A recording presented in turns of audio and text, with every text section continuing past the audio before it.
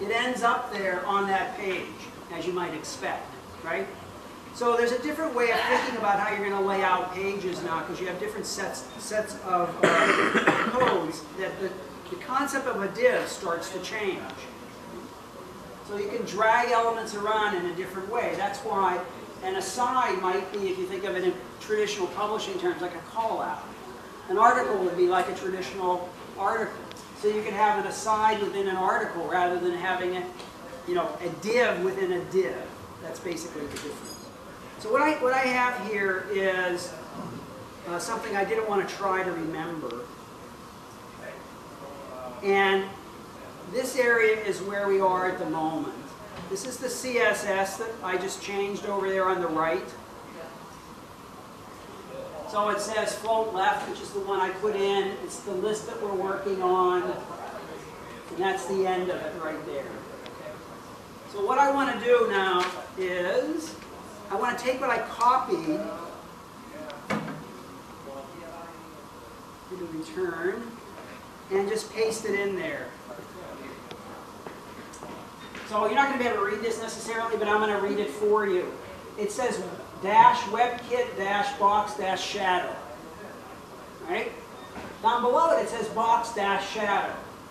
And then everything else is the same after that. It's defining the colors, and it's defining the drop shadow. So why does it say WebKit? Because WebKit today has to be called out. This won't work with Mozilla. This only works with WebKit. So this is the dilemma we're in at the moment, right? One browser does one thing, another browser does something else. How are we going to code for the browsers that we have to work with? Now, what this button here is multi-screen preview. So if you were to purchase Dreamweaver today, you'd have to do an update, and you would get the multi-screen. You would get the HTML5 add-ons essentially. It was a download we offered maybe 3 months ago, 2 months ago. So that's where the multi-screen comes in. So this is the idea that, okay, I want to design this website for different devices. Which different devices are they? Well, they're my desktop. That's the specification for the desktop, a tablet, and a phone. Well, we can see that it's not quite working right. So you can click this button up here, which is hard to see at the moment, Edit Media Queries. This is how you define what the size of your device is you're looking for. All right, so maximum width, 320. And then I'm going to click Create a new CSS. And then I'm going to click this.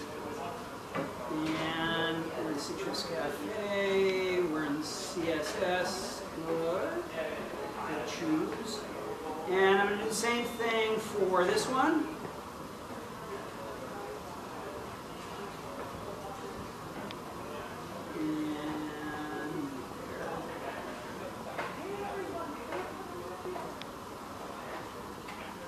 Choose.